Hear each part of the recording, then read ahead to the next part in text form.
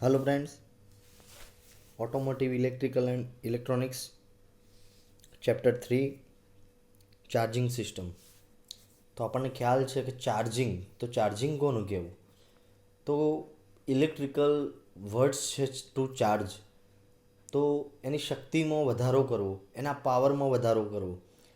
માની લો કે તમારો મોબાઈલ છે તો આપણે ચાર્જર વડે એને ચાર્જ કરીએ છીએ. તો મોબાઈલની અંદર બેટરી આપેલી હોય છે, તો એને ઇલેક્ટ્રિકલ સપ્લાયથી બેટરીને ઇલેક્ટ્રિકલ પાવર આપણે પૂરો પાડીએ છીએ, એટલે બેટરી ચાર્જ થાય છે. એવી જ રીતે ઓટોમોટિવ વ્હીકલની અંદર પણ બેટરીનો ઉપયોગ થાય છે. બેટરીનો ઉપયોગ શેના માટે? તો ગાડીને સ્ટાર્ટ કરવા માટે, હોર્ન અને લાઇટ્સ, બીજા બધા ઇલેક્ટ્રિકલ ઇક્વિપમેન્ટ્સનો શરૂ કરવા માટે બેટરીનો ઉપયોગ થતો હોય. તો એ બેટરીને ચાર્જ કરવા માટે જે સિસ્ટમ હોય એને ચાર્જિંગ સિસ્ટમ કહેવાય. તો it is a set of components working to keep a charge and provide electrical energy. Electrical ડિવાઇસને ઇલેક્ટ્રિકલ એનર્જી પ્રોવાઈડ કરવાની. તો અત્યારના વ્હીકલની અંદર ઘણા બધા ઇલેક્ટ્રિકલ્સ પાર્ટ થઈ ગયા છે. દિવસે દિવસે જેમ જેમ ટેકનોલોજીનો ઉપયોગ થયો ઓટોમોટિવ વ્હીકલની અંદર, એમ ઇલેક્ટ્રિકલ કોમ્પોનન્ટ્સ વધતા ગયા. એવી જ રીતે જેમ જેમ ઇલેક્ટ્રિકલ કોમ્પોનન્ટ વધતો જાય તો સ્વાભાવિક વસ્તુ છે, ઇટ ઇઝ નેસેસરી કે ઇલેક્ટ્રિકલ એનર્જીની જરૂરિયાત પડે. તો ચાર્જિંગ સિસ્ટમ્સ પાવર કઈ જગ્યાએ યુઝ થાય? તો હેડલાઇટ, ડેશબોર્ડ,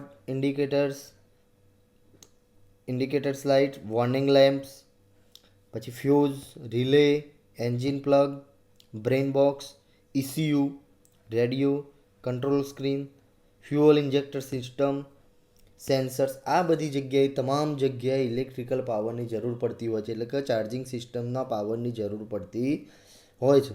અને આ બધા જ કોમ્પોનન્ટ એકબીજા સાથે કેવા હોય છે? ઇન્ટરકનેક્ટેડ હોય છે વિથ ધી બેટરી સાથે. અને એ બેટરી જે હોય છે એ ચાર્જ કોની મદદથી થતી હોય છે? તો ઓલ્ટરનેટરની મદદથી. એક એવું ડિવાઇસ કે જે બેટરીને સતત ચાર્જ કરતું હોય છે જ્યારે એન્જિન ચાલુ હોય ત્યારે. તો આપણે જોઈએ ફંક્શન્સ ચાર્જિંગ સિસ્ટમના. તો કયા કયા ફંક્શન્સ છે?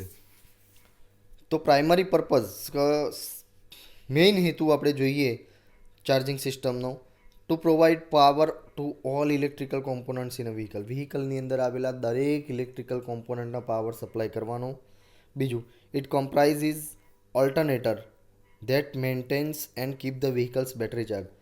તો ઓલ્ટરનેટરનો સમાવેશ છે એની અંદર ચાર્જિંગ સિસ્ટમની અંદર. ઓલ્ટરનેટર એ હાર્ટ ઓફ ધી ચાર્જિંગ સિસ્ટમનો હાર્ટ પણ આપણે કહી શકીએ. તો એનું કામ શું?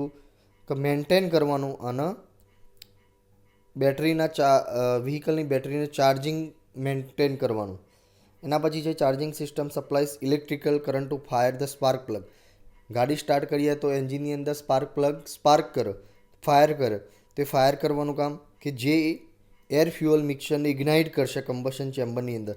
પેટ્રોલ એન્જિન હોય તો એર ફ્યુઅલ મિક્સર હોય, બરાબર. ડીઝલ એન્જિનની અંદર સ્પાર્ક પ્લગની જરૂર પડતી નથી.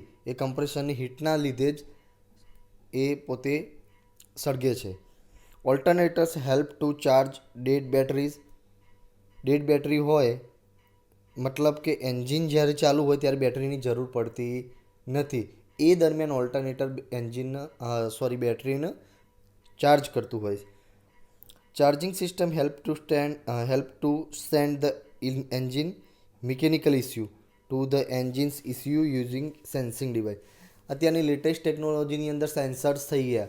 તો એન્જિનની અંદર કોઈ જગ્યાએ મિકેનિકલ ઇસ્યુ આવ્યો તો એ તરત જ આપણને ડેશબોર્ડ ઉપર બતાવે કે ગાડી હીટ થઈ ગઈ, અથવા તો એન્જિન ઓઇલ ઓછું છે, બ્રેક ઓઇલ ઓછું છે, કે કોઈ પણ પ્રકારના ઘણા બધા ડિવાઇસીસ જેવા છે કે જે મિકેનિકલ ઇસ્યુઝ આવ્યો ગાડીની અંદર, એન્જિનની અંદર કોઈ ફોલ્ટ છે, વાયરિંગની અંદર કોઈ પ્રોબ્લેમ છે.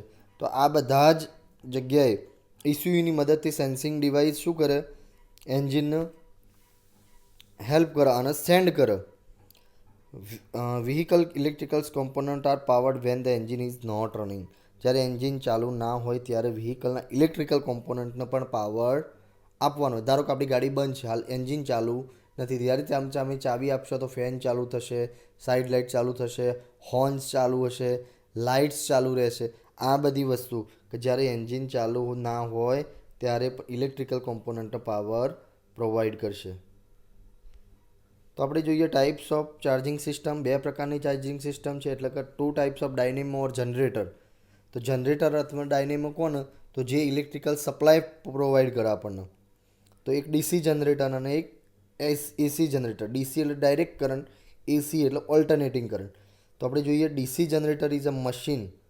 ડીસીનું કામ શું? કે મિકેનિકલ એનર્જીમાંથી ઇલેક્ટ્રિકલ એનર્જી. પરંતુ કેવી ઇલેક્ટ્રિકલ એનર્જી? તો DC, direct current of electricity. આ એક મશીન છે જે મિકેનિકલ એનર્જીનું ડીસી કરંટની અંદર રૂપાંતરણ કરે. અને કયા સિદ્ધાંતના આધારે કામ કરે છે? ઇલેક્ટ્રોમોટિવ ફોર્સ, EMF, ઇલેક્ટ્રોમોટિવ ફોર્સના સિદ્ધાંત ઉપર કામ કરે. આપણે અહીંયા ફિગર જોઈ શકીએ ડીસી જનરેટરની. અહીંયા આપણને ખ્યાલ છે કે મેગ્નેટ્સ આપેલા છે બંને સાઈડ અને વચ્ચે આર્મેચર કોઇલ હોય. તો મેગ્નેટ્સ રોટેટ થવાના લીધે આર્મેચર કોઇલની અંદર શું થશે? વિદ્યુત પ્રવાહ ચુંબકીય ક્ષેત્ર ઉત્પન્ન થશે અને ચુંબકીય ક્ષેત્ર ઉત્પન્ન થવાના અસરના લીધે વિદ્યુત પ્રવાહ પસાર થશે. તો અહીંયા કાર્બન બ્રશ આપેલા છે બંને સાઈડ. અને જે સ્પ્લિટ રિંગ, અહીંયા કોમ્યુટેટરનો ઉપયોગ થશે ડીસી જનરેટરની અંદર. સ્પ્લિટ રિંગ, રિંગ તો બંને જનરેટરની અંદર હોય છે, પરંતુ અહીંયા જે રિંગ વપરાય ડીસી જનરેટર એને કોમ્યુટેટર કહેવામાં આવે. હવે જોઈએ એસી જનરેટર. તો એસી જનરેટર પોતે પણ ઇલેક્ટ્રિકલ જ મશીન છે કે જે convert mechanical energy into electrical energy in the form of alternative EMF or alternating current. પહેલો ડાયરેક્ટ કરંટમાં કન્વર્ટ કરતું હતું, અહીંયા ઓલ્ટરનેટિંગ કરંટની અંદર કન્વર્ટ કરશે. અને કયા સિદ્ધાંતના આધારે કામ કરશે? તો ઇલેક્ટ્રોમેગ્નેટિક ઇન્ડક્શનના સિદ્ધાંત પર કામ કરશે. અહીંયા આપણે જોઈએ એસી જનરેટરની ફિગર. તો કાર્બન બ્રશ બંને સાઈડ યુઝ થાય છે, ડીસીમાં એસીમાં બંને. પરંતુ અહીંયા જે હતું ઓનલી ફોર સ્લીપ રિંગ, એસીની અંદર સ્લીપ રિંગ. અને બંને શું છે? તો જે તમારી આર્મેચર કોઇલના ઉપર જ બંને વાઇન્ડ થયેલા છે. અહીંયા કેવું હતું? જુદા જુદા ભાગમાં હતા, બે સેપરેટ પોર્શન હતા બંનેના. હાફ આ રીતનો રાઉન્ડ હોય તેને કટ સેક્શન કહીએ, એટલો કટ સેક્શનની અંદર હતા. આ રીતે આમ કહો તો પણ તમને ખ્યાલ આવે. જ્યારે અહીંયા જે છે એ કોઇલ ઉપર આ રીતના રાઉન્ડ સેક્શનની અંદર જ આપણને પ્રોવાઈડ કરવામાં આવેલા. તો આપણે જોયું બેઝિક્સ કે ડીસી જનરેટરમાં શું હોય, એસી જનરેટરની અંદર શું હોય. એ સેમ ફિગર અહીંયા એસી અને ડીસી જનરેટરની બતાવવામાં આવેલી. બંને side north and south pole, મેગ્નેટના બંને પોલ આપણને બતાવે. ત્યાં ડાયરેક્ટ આપણે મેગ્નેટ બતાવ્યું હતું. તો અહીંયા જોયું હતું આપણે ડીસી જનરેટરની અંદર કે સ્પ્લિટ રિંગ અથવા એને કોમ્પ્યુટેટર કે પણ કહી શકીએ. અને એ જે રિંગની અડીને જ બ્રશ લગાવવામાં આવેલો હોય, કાર્બન બ્રશ, બરાબર અહીંયા પણ છે. તો આ પ્રકારની સિસ્ટમ્સનો, ચાર્જિંગ સિસ્ટમનો યુઝ થતો હોય છે. તો આપણે જોયા એક્ઝામની અંદર ઘણી વખતે પૂછાય છે કે ચાર્જિંગ સિસ્ટમ કોને કહેવાય, એની ડેફિનેશન, ઇન્ટ્રોડક્શન આપો, એના ફંક્શન શું શું અને એના ટાઈપ્સ. આ પ્રકારનો ક્વેશ્ચન્સ એક્ઝામની અંદર ઘણી બધી વખત પૂછાઈ ચૂક્યો છે. નેક્સ્ટ લેક્ચરની અંદર આપણે જોઈશું difference between AC generator and DC generator. એટલે આપણે ડીપમાં જઈશું કે એના કોમ્પોનન્ટ્સનું કામ શું, એની ડિઝાઇન કેવી હોય, એનો આઉટપુટ્સ, ટાઈપ, મેન્ટેનન્સ, આ બધી વસ્તુ, એની અંદર એપ્લિકેશન્સ, આ બધી વસ્તુ આપણે નેક્સ્ટ લેક્ચરની અંદર જોઈશું.